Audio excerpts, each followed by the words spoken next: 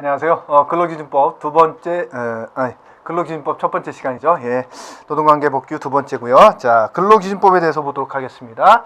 근로기준법은 그 용어도 좀 중요해요. 그래서 첫 번째 나오는 게 용어의 정의잖아요. 그래서 근로자란 뭐냐? 그래서 근로기준법이니까 근로자에 대한 정의가 먼저 있어야 되겠죠. 그래서 근로자는 직업의 종류와 관계없이 임금을 목적으로 사업이나 사업장의 근로를 제공하는 자. 간단히 얘기해서 임금을 목적으로 근로를 제공하는 자예요. 그러다 보니까 어떤 형태를 띠든 간에 돈을 받고 일하는 사람은 모두 근로자라고 생각하시면 될 것 같아요. 그죠? 그 다음에 사용자. 사용자는 세 가지 개념이 있어요. 그래서 근로자는 아예 뭐 간단했는데 사용자는 세 가지 개념이 있어요. 첫 번째는 사업주예요. 사업주. 그렇죠? 예, 그 회사의 주인이 그죠? 예, 사용자가 되는 거죠. 두 번째는 사업 경영 담당자.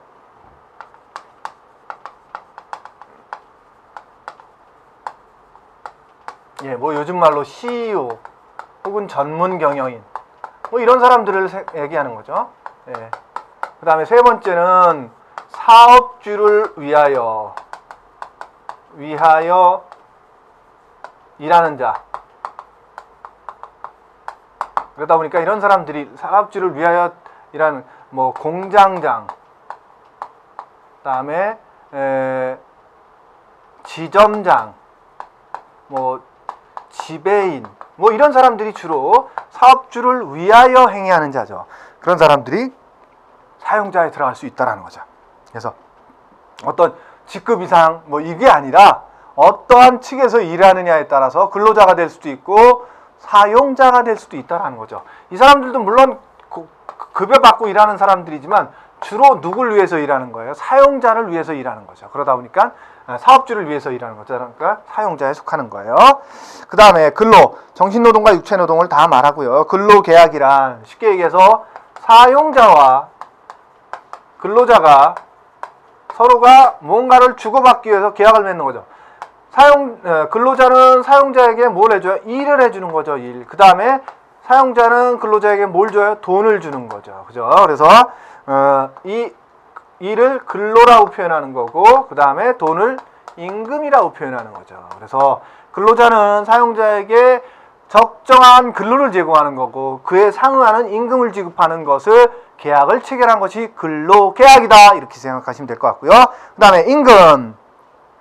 사용자가 근로의 대가로 근로자에게 임금, 봉급, 그 밖에 어떤 명칭으로든지 지급하는 일체 금품을 말한다. 돈으로 지급되는 건 다 임금이다. 이렇게 생각하시면 되겠죠. 근로의 대가로서. 그래서 뭐 아르바이트비다, 뭐 일당이다, 뭐 상관없어요. 그거 다 임금이라고 얘기할 수 있다라는 거죠. 그 다음에 평균임금. 이거는 말 그대로 평균을 낸 거예요. 3개월 동안 총 지급된 금액을 평균 낸 거예요. 네, 그게 평균 임금입니다. 요거 조금 더 자세하게 나중에 할 거예요. 그 다음에 소정 근로시간이라는 것은 소정 근로시간. 소정이라는 건 뭐예요? 정해진 근로시간이라는 거예요. 정해진. 그래서 보통 뭐예요? 주에 40시간이라는 걸 하고 일에는 뭐예요? 8시간이라는 걸 하죠. 이게 소정 근로시간이에요. 물론 계약을 맺기로 나는 주에 30시간만 할 거야. 하루에 4시간 일하는 걸로 계약했어. 그럼 크게 소정 근로시간이에요. 그 다음에 단시간 근로자. 단시간 근로자는 보통 통상 근로자가 주에 40시간 일하잖아요. 그러면 그 통상 근로자보다 주에 1시간이라도 적게 계약한 사람을 단시간 근로자라고 표현하는 거예요. 그럼 나는 다른 사람들은 뭐 40시간 근무하는데 나만 39시간 계약했다. 그럼 내가 단시간 근로자가 될 수가 있어요. 또 39시간이라 1시간만 계약했다. 주에. 그것도 단시간 근로자예요. 그래서 통상 근로자보다 주에 1시간이라도 적게 일하면 그게 단시간 근로자예요. 예, 그렇게 이해하시면 되고요. 그 다음에 기본 원칙.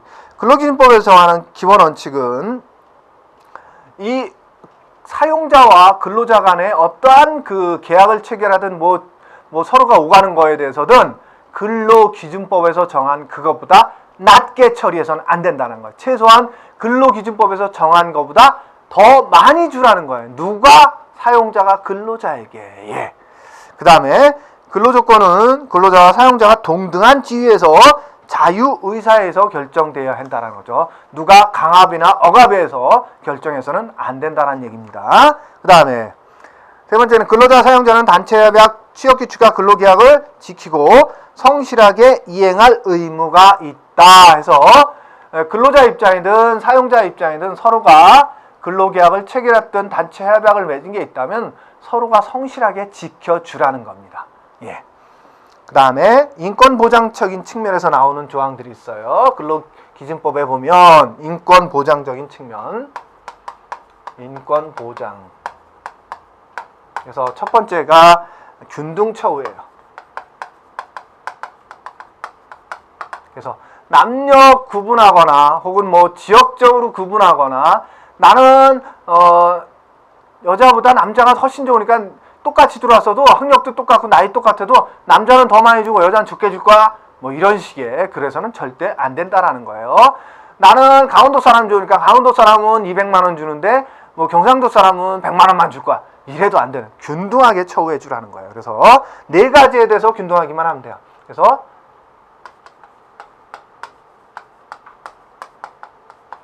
예. 여러분들 영국에 가면 무슨 얘기예요? 영국 신사라는 표현을 쓰죠. 근데 여기서는 성국 신사입니다. 그래서 성별, 국적, 신앙, 사회적 신분 이 네 가지에 대해서 절대 차별하지 말라라는 겁니다. 다른 법에 가면 지금 이제 우리가 배우게 될 다른 법에 가면 되게 많아요. 이것들이 뭐 예를 들어서 뭐 종교도 있고 많은데요. 이 근기법에서는 딱 네 가지만 차별하지 말래요. 네, 이거 기억하십시오. 그 다음에 두 번째는 강제근로금지.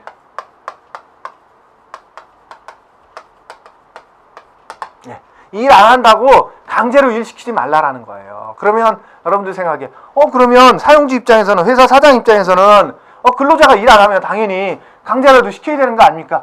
그러지 마세요. 일 안 하면 해고하면 되는 거예요.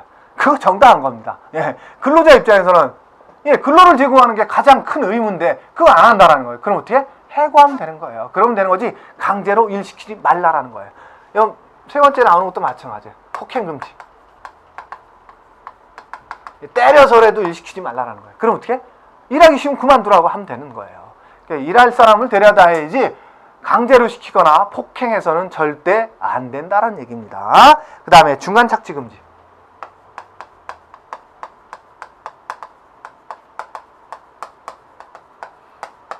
사용자와 근로자 간에 사용자와 근로자 간에 누군가 개입해가지고 임금을 중간에서 착복해서는 안 된다라는 거예요.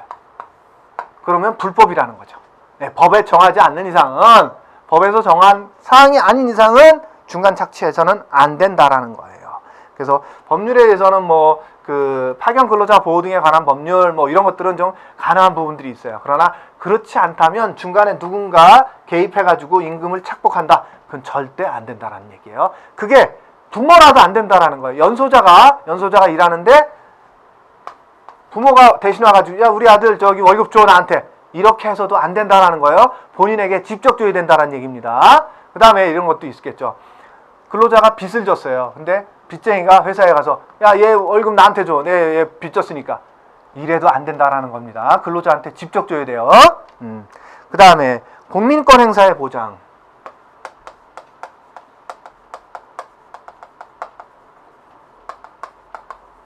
공민권이라는 것은 공적인 국민의 행사예요. 그러니까 뭐예요? 예를 들어서 선거를 치른다. 그것도 공적인 국민의 권리죠. 그 다음에 예를 들어서 뭐 법원에 출두하는데 증인이나 뭐 원고로 출두한다. 이런 것도 마찬가지예요. 어쨌든 그 공적인 여자들은 별로 없는데 남자들 그런 경우 있죠. 예비군 훈련, 민방위 훈련 이런 것들을 다 공적인 국민의 권리를 행사해야 되는 거예요. 의무이면서. 그럴 때는 회사 입장에서는 휴가를 주어서 이런 것들을 할 수 있게 시간을 내주라는 거예요. 그렇지 않고 너 가지마 예비군 훈련도 가지마 이러면 안 된다라는 뜻입니다. 예, 아시겠죠? 이게 공민권 행사 보장이에요. 그 다음에 근로기준법은 적용 범위가 원칙적으로는 모든 사업장에 적용해야 돼요. 원칙적으로는. 그러나 그럴 수 없으니까 그 전부 모든 법규를 전부 적용하는 것은 5인 이상 사업장이에요. 그래서 근로기준법에 있는 하나하나 모든 조항은 상시 근로자 5인 이상 사업장에는 전부 적용해야 되고요. 4인 이하 상시 근로자. 상시라는 건 그거예요. 여러분들 1월 달에 6명, 2월 달에 4명, 3월 달에 또 5명, 4월 달에 6명 등등등등 해서 12월까지 봤더니 평균 5명에 매월. 그럼 이게 상시 근로자예요. 네, 그렇게 생각하시면 됩니다. 그러면 5명 이상이라 했으니까 5명부터잖아요. 그러니까 근로자가 5명 있는 회사다. 그러면 이 법 모두 적용해야 되고요. 5명이 안 되는 회사다. 4명까지만 있는 회사다. 그러면 일부만 적용해요. 일부. 그래서 일부 적용하는 조항들이 밑에 나와 있는 것처럼 4인 이하 사업장에서 적용되지 않는 부분들이 있어요. 오른쪽에 제가 박스를 만들어 드렸는데 이건 굳이 뭐 외울 필요 없습니다. 시험 문제까지는 안 나오는데 여러분들이 일상적으로 필요할 수 있을 것 같아서 제가 넣은 거예요. 그래서 여러분들 근로계약기간 4인 이하 사업장에서는 그 기간제법에 따라서 뭐 2년 이상 못 쓰는 게 아니고 계속 쓸 수 있어요. 근로계약. 그 다음에 해고도 마음대로 할 수 있어요. 그 다음에 휴업수당을 지급하지 않아도 되고요. 그 다음에 연장근로 했을 때 연장근로수당도 4인 이하 사업장에서는 안 줘도 돼요. 법적으로는. 그 다음에 연차 유급휴가라든가 생리휴가도 부여하지 않아도 되고요. 그 다음에 취업규칙도 신고하지 않아도 돼요. 그러니까 여러분들 입장에서는 뭐예요? 너무나 작은 회사에 들어가면 근로자가 상당히 불리하다라는 거죠. 그것만 알아두세요. 예. 그 다음에 2절 근로계약 들어가 보겠습니다. 제가 아까 말씀드렸죠. 근로계약이란 뭐냐? 근로자와 사용자 간에 서로가 주고받을 것에 대해서 글로써 작성해 놓은 것이 근로계약이에요. 그러다 보니까 근로계약은 어떠한 내용들이 들어가야 되냐면 근로계약의 규제라고 해서 근로기준법에서 정하는 기준에 미치지 못하는 근로조건을 정한 근로계약은 그 부분에 대하여 무효로 한다. 예. 이거예요. 근로계약에 예를 들어서 주 50시간씩 일하게 돼 있고 그 다음에 급여는 40시간만 지급하기로 했다. 이러면 다 불법이라는 거죠. 네. 근로기준법에서는 뭐였어요? 주에 40시간 일하도록 되어 있고 그 넘어가는 거에 대해서는 뭐예요? 시간에 근무수당 주라고 되어 있어요. 근데 이거 안 주면서 그냥 40시간 분만 준다. 이러면 다 그건 무효로 해야 된다는 거예요. 그럼 어떻게 돼요? 근로기준법에서 정한 것처럼 40시간까지는 그대로 주고 나머지 10시간에 대해서는 뭐예요? OT 수당을 줘야 되겠죠. 오버타임 수당. 그죠? 그렇게 다시 근로계약을 체결해야 돼요. 그런 얘기입니다. 그 다음에 무효된 부분은 근로기준법에 정한 기준에 따른다 그랬잖아요. 그렇게 근로기준법에서 그만큼 주라고 되어 있으니까 그렇게 주라는 거예요. 그 다음에 근로계약 체결할 때 의무사항이 있어요. 의무사항. 그래서 근로계약 체결 시 의무조항, 의무사항. 첫 번째는 서면 명시예요.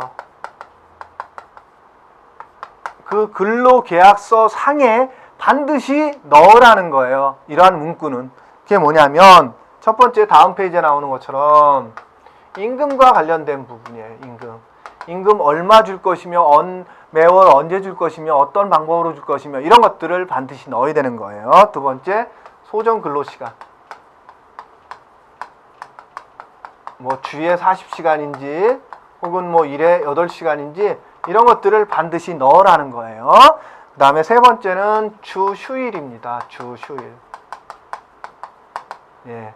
여러분들 일반적으로 일요일날 놀아야 된다 생각하시는데요. 법에서는 일요일날 놀으라는 소리 없습니다. 어떡하죠? 야, 그럼 왜 일요일날 쉴까요? 예, 일주일에 하루 쉬게 돼 있는데 대부분 다 일요일날 쉬더라는 거죠. 그러면 그 일요일날은 누구 때문에 쉬기 시작한 거예요? 사실 서구 문화가 뭐예요? 기독교 문화잖아요. 그러다 보니까 일요일날 쉬어서 교회 가잖아요.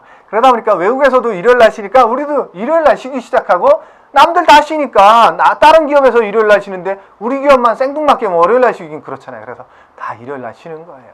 그러니까 그게 일주일을 만근했을 때 1일에 유급 휴일을 주게 돼 있어요. 그게 주 휴일이고 일반적으로 일요일날 쉬는 거죠. 그래서 우리 회사는 일요일날 일하고 수요일날 쉬는 걸로 하겠다. 그래도 문제될 건 없어요. 예. 그러니까 그건 알고 계시고요. 그래서 주 휴일이 그거예요. 일주일을 만근했을 때 1일에 유급휴일을 주는데 그 날짜를 무슨 요일로 갈 것이냐 이걸 정하라는 거죠.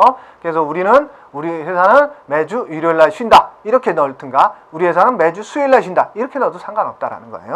그 다음에 연차 유급휴가. 연차 휴가를 얘기하는 거예요. 연차 1년 이상 근무했을 때 15일의 휴가를 부여하게 돼 있죠. 이게 연차 휴가죠. 그 밖에 이제 이 법에서는 요 딱 네 가지고요. 법 말고 시행령에서 몇 가지를 더 정했는데 어쨌든 법에서는 요 네 가지를 반드시 넣으라고 돼 있어요. 자, 그럼 시행령과 법 이거 나오는데 여기서 한번 설명드리고 갈게요.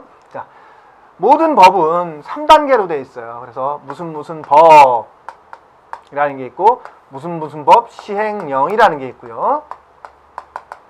또 무슨 법 시행규칙이라고 있어요. 시행규칙. 그러면 자, 이번에 국회에서도 뭐 여러 가지 법이 나왔는데 법은 국회를 통과해야 돼요. 국회를 통과해야 적용되는 게 법입니다. 그러면 법을 만들었는데 법이 모든 것들을 세세하게 다 다룰 수 없잖아요. 그러다 보니까 일반적으로 시행하려다 보니까 이것도 필요하고 저것도 필요해. 근데 그 법의 취지에 맞게 대통령이 감의할 수 있는 거예요. 감의라는 뜻을 알죠. 조금 더 첨부할 수 있는 거죠. 그게 시행령. 다른 말로 말해서 대통령령이라고 표현해요. 그러다 보니까 이거는 대통령이 결정하는 거죠. 그래서 국무회의를 통과해요. 이를 통과해야 시행되는 게 시행령인 거예요. 그 다음에 시행규칙은 뭐냐? 법은 그 해당 부서, 예를 들어서 근로기준법 같으면 노동부 소관이란 말이죠. 그러다 보니까 노동부 장관이 하는 거예요. 뭐 예를 들어서 간호사, 의사에 관련된 법이다. 그럼 어디서 하겠어요? 보사부에서 하겠죠. 그럼 보사부 장관이 되겠죠. 그런 법은. 어쨌든 관계부처 장관, 주무부서의 장관이 일을 해나감에 있어서 여러 가지 양식도 필요할 거고 또 어떤 기타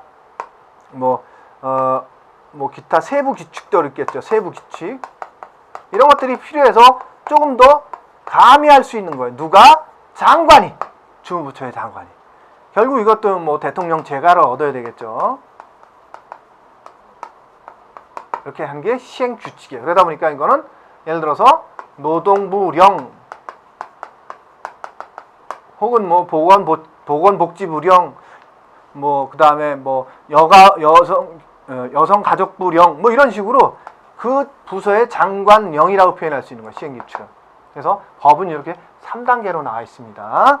자, 하나 더 말씀드리면 이거 지우면 안 되니까 여러분들이 법규 공부를 하면서 필요한 사이트가 하나 있어요. 그 사이트가 뭐냐면 국가법령정보센터라는 사이트입니다. 이게 법제처에서 운영하는 사이트예요. 법제처 국가법령정보라고 쳐도 되고 그냥 국가법령정보센터라고 포털에서 치면 뜹니다. 그럼 여기 들어가면 대한민국의 모든 법률을 다 볼 수가 있어요. 그래서 예를 들어서 근로기준법 치면 근로기준법 3가지가 떠요. 근로기준법, 그 다음에 근로기준법 시행령, 근로기준법 시행규칙 이렇게 3가지가 뜹니다.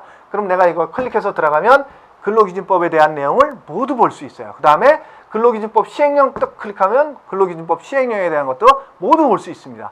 예전에는 법이 한문으로 된 거라서 한문 자체로 표기했었는데 요즘은 다 한글로 표기해가지고 그나마 좀 보시기에 불편함이 없으실 겁니다. 어쨌든 국가법령정보센터에 들어가면 모든 법을 볼 수 있으니까 그렇게 좀 알아두시고 그 다음에 법은 이렇게 3단계로 되어 있다는 거. 그래서 시행령이라 그러면 대통령령이다 이렇게 이해하셔도 돼요. 그래서 법에서는 요 4개만 되어 있는데 그 하위 단계인 시행령에서 몇 가지 더 들어가 있어요. 그래서 어쨌든 우리 교재에 나오는 것처럼 취업 장소라든가 업무할 내용, 그 다음에 취업규칙 신고사항, 그 다음에 기숙사가 있으면 기숙사에 관련된 사항 이런 것들이 근로계약에 들어가야 된다라는 거죠. 그 다음에 두 번째 의무는 교부예요. 교부. 교부라는 것은 뭐냐면 근로계약서를 두 부 만들어서 한 부는 사용자가 갖고 한 부는 근로자에게 주라는 거예요. 그래서 예전에는 이게 해도 되고 안 해도 되는데 지금 이제 의무사항이에요. 그래서 근로계약서 만들지 않는 것도 불법이지만 만들어서 근로자한테 주지 않는 것도 불법입니다. 사용자 입장에서는. 그래서 교부해 줘야 되는데 일반적으로는 다 교부해야 되는데 교부 안 해도 되는 경우가 있어요. 그 경우가 우리 교재에 나오는 것처럼 다만 본문에 따른 사항이 단체 협약 또는 취업규칙의 변경 등으로 대통령령으로 정하는 사유로 인하여 변경되는 경우에는 근로자의 요구가 있으면 그 근로자에게 교부하여야 한다. 이게 무슨 내용이냐면 예를 들어서 법이나 혹은 단체 협약 이것에 의해서 변경되는 것이다라는 거죠. 그냥 근로자가 요구해서 변경된 것이 아니라 법이나 단체 협약 이런 것들에 의해서 변경되는 경우. 그래서 예를 들어서 이런 거 최저임금 변경했다. 최저임금. 혹은 임금 인상을 단체 협약에서 단체 협약 나왔으니까 단체 협약으로 예를 들어 볼게요. 단체 협약에서 올해 10%를 인상하기로 했어요. 임금 인상. 그런데 그런 개개인이 예를 들어서 홍길동이다. 홍길동이가 올해 연봉이 2천만 원이다. 그럼 이 사람은 뭐예요? 2,100만 원이 돼야 되잖아요. 그죠? 그러면 이 단체 협약이 시행되는 시점, 예를 들어서 이게 5월 1일이다. 그럼 5월 1일에 가서 2,100만 원을 바꿔줘야 돼. 이거 모든 근로자를 다 바꿔줄 수 없잖아요. 어차피 10% 오른 건 다 알고 있어, 이제. 그러면 그때만 근로자가 나 이거 바꿔줘. 그래도 모르니까, 혹시 모르니까 바꿔줘. 이럴 때만 교부에서 바꿔주고, 그렇지 않으면 안 바꿔줘도 된다라는 거예요. 왜? 모든 사람들이 다 알고 있는 사항이니까. 그리고 노조에서 요구한 거고, 단체 협약에 이미 들어갔어. 2015년 5월 1일부터 10% 인상된다라고. 그렇기 때문에 그런 경우에는 근로자가 요구할 때만 교부해 준다라는 거예요. 그 다음에 단시간 근로자의 근로조건입니다. 단시간 근로자. 단시간 근로자가 뭐라 그랬어요? 주에 통상 근로자보다 1시간이라도 적게 일하면 단시간 근로자라 했죠. 그래서 단시간 근로자는 그 비율대로 통상 근로자의 비율대로 해주면 된다라는 거예요. 예를 들어서 나는 주에 20시간을 정했다 그러면 다른 통상 근로자는 40시간이에요. 그러면 어떻게 해요? 모든 것을 40분의 20만 주면 되는 거예요. 그 비율대로 주라는 거예요. 대신 주에 15시간 미만인 사람에 대해서는 안 줘도 되는 게 있어요. 미만자에게 적용하지 않아도 되는 거. 되는 조항이 있어요. 우리 교재 316페이지에 중간 밑에 있는 거 첫 번째가 주 휴일이에요. 주 휴일 부여 안 해도 돼요. 주당 15시간 미만 근로하는 사람에게는 주 휴일 자체가 없다라고 생각해도 된다라는 거예요. 그 다음에 연차 휴가. 연차 휴가도 안 줘도 된다라는 거야. 15시간 미만 일하는 사람. 그 다음 세 번째, 퇴직금도 안 줘도 돼요. 이 세 가지가 주 15시간 미만자에게는 적용하지 않아도 되는 조항이라는 거예요. 그 다음에 명시된 근로조건 위반과 구제. 그래서 근로조건, 그러니까 근로계약서상에 아까 얘기했던 것처럼 나 월급을 300만 원을 주기로 했는데 사장이 200만 원만 줬다. 그럼 어떻게 되느냐? 요거 적게 준 만큼만 무효라는 거예요. 그 근로계약서 자체가 무효가 되는 게 아니라 법에서 정한 그 사항보다 안 지켜준 건 다 무효고, 그럼 어떻게? 법에서 정해준 대로 따라라는 거예요. 그 다음에 손해배상 청구할 수 있어요. 근로자 입장에서는 노동위원회에 신청할 수 있다라는 거죠. 노동부 장관 아닙니다. 노동위원회입니다. 그 다음에 금지되는 근로계약. 근로계약을 체결할 때 이러한 사항이 들어가서는 안 된다라는 조항이 있어요.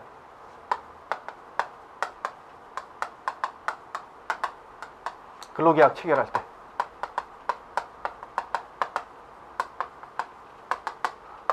첫 번째는 위약 예정 금지예요. 위약 예정 금지.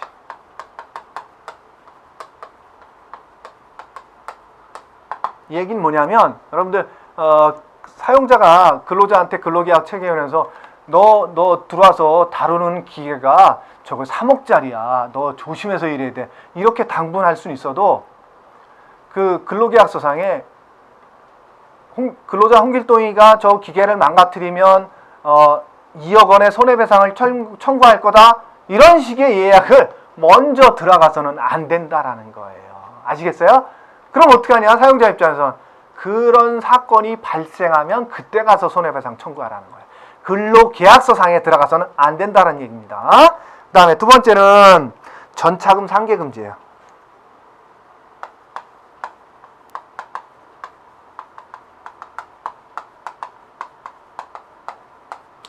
예, 가불도 전차금의 일부예요. 여러분들 가불을 아시죠? 그래서 예를 들어서 홍길동이가 부산 사람인데 서울에 취업을 했어요. 그래서 사장한테 서울에 와 있으니까 사장님 제가 아는 사람도 없고 그러니까 방을 얻어야 되니까 제가 방을 얻을 수 있는 돈이 없으니까 한 500만 원만 미리 땡겨주세요. 땡긴다는 표현이 좀 그렇겠지만 어쨌든 그래서 500만 원을 가지고 방을 얻었어요. 근데 이 홍길동이의 급여는 200만 원이야. 그러면 첫 달 월급 받으면서 사장이 이제 200 주면서 야 홍길동이 너 500 빌려갔으니까 그 중에서 100만 원 떼고 100만 원만 준다. 이런 식의 계약을 체결해서는 안 된다라는 거예요. 상계해서는 안 된다는 거예요. 그럼 어떻게 하느냐? 사장 입장에서는 홍길동이한테 200만 원 다 주고 나서 일단은 다 주라는 거야. 그리고 나서 홍길동이가 야 길동아 저기 방값 빌려간 거 갚아야 되지 않겠냐? 그럼 이제 100만 원이든 50만 원이든 주면 그때 받으라는 거예요. 아예 급여에서 상계 처리하면 안 된다라는 얘기입니다. 그게 근로계약서상에 들어가면 안 된다라는 거예요. 그 다음에 세 번째는 강제저축금지입니다.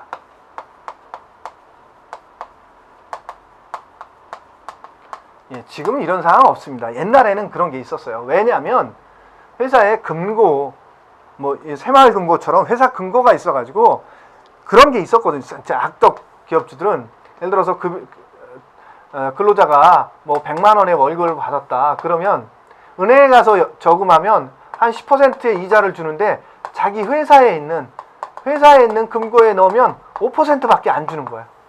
그럼 근로자 입장에서는 싫잖아요. 근데 회사에서 강제로 여기다가 저축 들게 하는 거예요.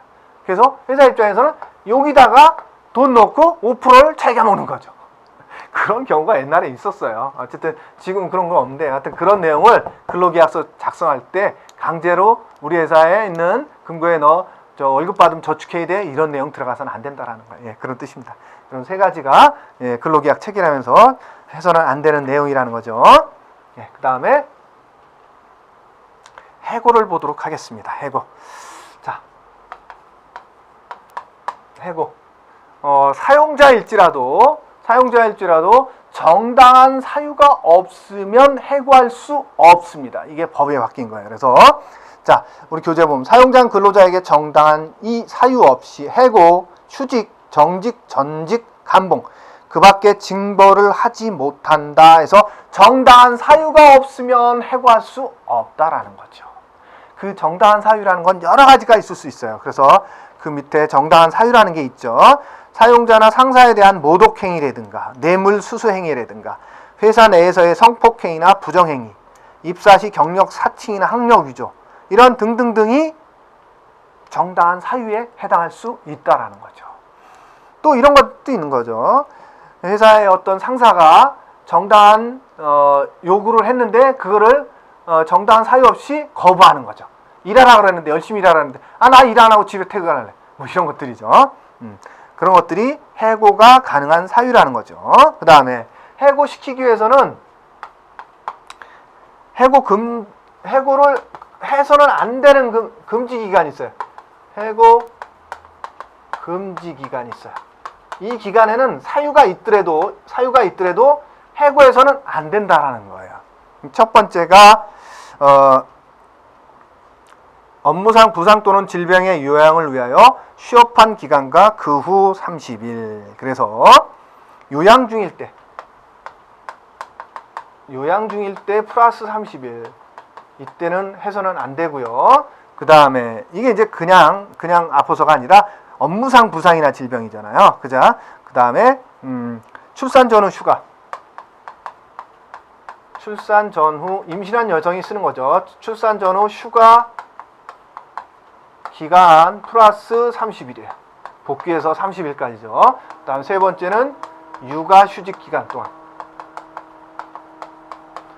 요 세 기간에는 어떠한 일이 있더라도 그 근로자를 해고해서는 안 된다는 얘기예요. 예. 그 다음에 해고는 예, 징계해고도 있고 보통해고도 있고 정리해고도 있어요. 근데 징계해고는 말 그대로 근로자가 해서는 안 되는 일을 해서 징계를 당하는데 너무 큰 잘못해서 해고당하는 거죠. 그 다음에 일반 해고는 마찬가지예요. 그냥 잘못한 건 없어. 근데 해야 되는데 안 하는 거죠. 뭐 근무를 안 한다든가 출근 안 한다든가 이런 것들이죠. 예. 그 다음에 정리해고는 말 그대로 회사가 어려워서 내보내는 거예요. 그게 정리해고예요. 경영상 어려움에 의해서 해고하는 것을 정리해고라고 그래요. 자, 이 정리해고까지만 좀 보겠습니다. 자, 그래서 정리해고는 경영상 어려움이 있을 때 해고하는 거예요. 그래서 정리해고를 하기 위해서는 요건을 갖춰야 돼요. 요건. 정리해고하기 위해서는 요건을 갖춰야 되는데 이 요건을 안 갖추고 해고하면 정리해고 자체가 무효가 될 수가 있어요. 첫 번째는 경영상 긴박성이 있어요. 경영상 긴박한 경우. 해고하지 않으면 회사가 망한다라는 거죠. 근로자 임금이라도 줄여야 회사가 운영할 수 있다. 그러한 사유가 분명히 있어야 된다라는 거예요. 그 다음에 두 번째는 해고 회피 노력이 있어야 돼. 해고 회피 노력. 자, 어떤 경우냐면 여러분들 이렇게 생각해 봅시다. 회사가 예년 들어서 100억의 매출을 냈어요. 그래서 100명의 근로자가. 그래서 근데 갑자기 50억 원으로 매출이 뚝 떨어졌어. 그러다 보니까 50명으로 줄이고 싶은 거야. 회사 사장 입장에서는. 그렇잖아요. 매출액이 반으로 뚝 떨어졌으니까 상품도 그만큼 반으로 뚝 떨어지겠죠. 만들어야 되는 것도. 당연한 거 아닙니까? 그죠? 그래서 50명으로 줄이고 싶은데 그러지 말고 해고 회피 노력을 해야 되니까 A, B조를 만들었어. 50명. 그래서 A조가 일하는 날은 B조는 쉬는 거야. B조가 일하는 날은 A조 쉬는 거야. 그럼 회사 입장에서는 뭐예요? 50명만 지금 고용한 꼴이잖아요. 그렇잖아요. 하루에 50명씩만 일하는 거니까. 근데 근로자 입장에서는 어떻게 돼요? 급여가 50%로 깎이는 거죠? 예, 반만 일하니까. 그랬을 때 이거 해고하지 않고 끌고 오는 거잖아요. 이런 노력을 했느냐 이거죠. 물론 근로자 입장에서 나 급여 50% 받고는 못 살아. 나 그냥 그만둘래. 이거 해고 아니죠? 예, 자신이 알아서 퇴사한 거잖아요. 이런 해고 회피 노력을 해줬냐 안 해줬냐 하나의 사례예요. 이건 꼭 이렇게 하라는 얘기가 아니라. 예. 그 다음에 세 번째는 해고 기준이 합리적이고 객관적이어야 돼. 뭐 여성 먼저 고졸자 먼저 이런 식으로 해서는 안 된다라는 거예요. 그럼 어떻게 돼요? 뭐 결근율 높은 사람 혹은 뭐 지각률 높은 사람 이런 것들은 누구도 뭐라고 할 수 없는 거예요. 예, 그러면 뭐 맨날 늦게 와가지고 뭐 남들보다 늦은 시간에 투입되면 근로 분위기도 막 해야치고 그러니까 그런 건 괜찮은데 뭐 여성 먼저, 뭐 50대 이상 먼저, 뭐 고졸자 먼저 이런 것들은 합리적이지 않은 거죠. 예, 그 다음에 네 번째는 50일 전에 협의해야 돼요. 50일 전에. 그래서 50일 전에 누구와 해야 되느냐면 근로자 대표와